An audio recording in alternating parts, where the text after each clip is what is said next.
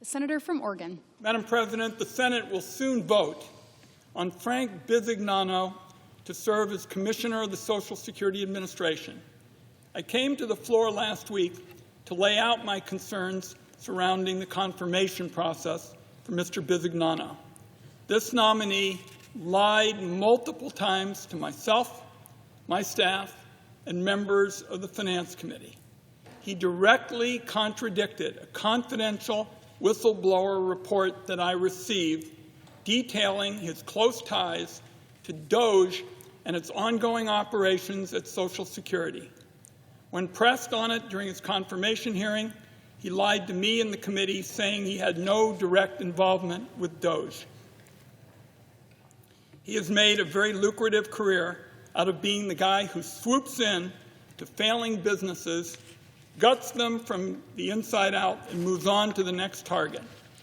This is not someone nominated because of his plans to bolster customer service and make it easier for seniors to access their hard-earned benefits or to strengthen the Social Security guarantee.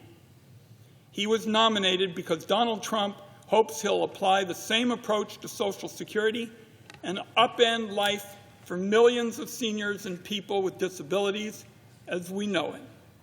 The administration is already weaponizing Social Security to go after immigrants and other groups it wants to target, all under the guise of rooting out fraud and abuse.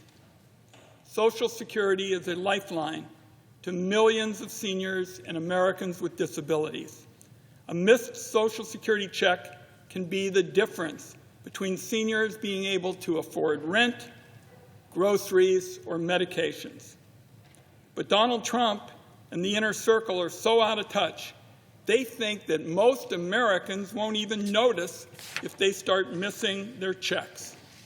In March, Commerce Secretary and billionaire Howard Lutnick mused that his mother-in-law wouldn't complain if she missed a Social Security check. I wouldn't expect the mother-in-law of a billionaire to complain either. But for the rest of America's seniors who aren't lucky enough to have a billionaire son-in-law, a missed Social Security check will be the difference between being able to put food on the table, keep a roof over their head, and get their prescriptions at the pharmacy. Mr. Lutnick went on to say that anybody who did complain of a missed Social Security payment is a fraudster. That is some top-tier gaslighting if I've ever heard it.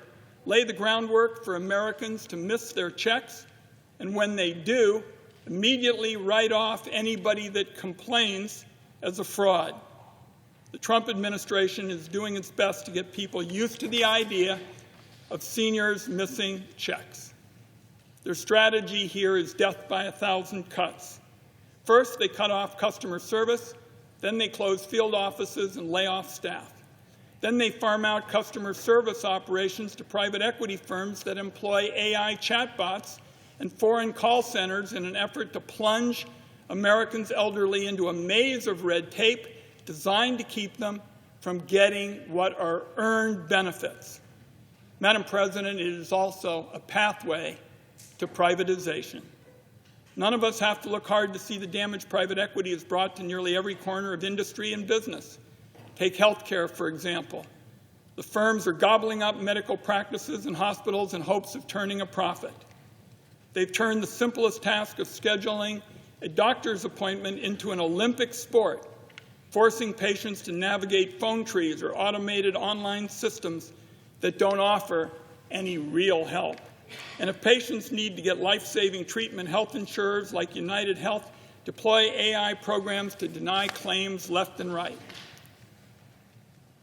But this is exactly what Trump is hoping Mr. Bisignano is going to do.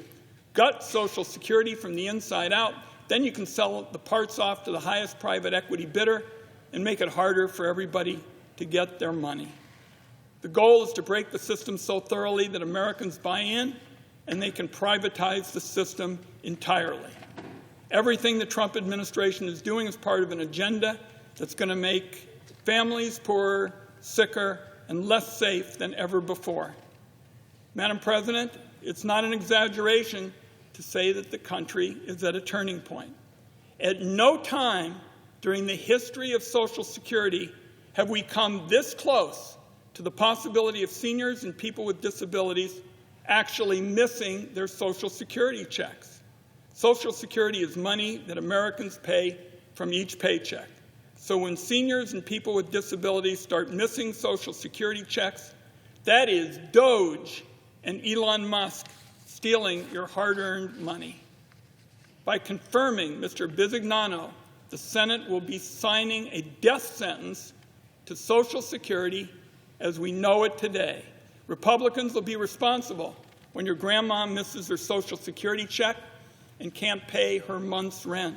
Republicans will be responsible when your aunt living in rural Oregon can't get the help she needs because the phone lines have been shut off and her closest field office was shut down.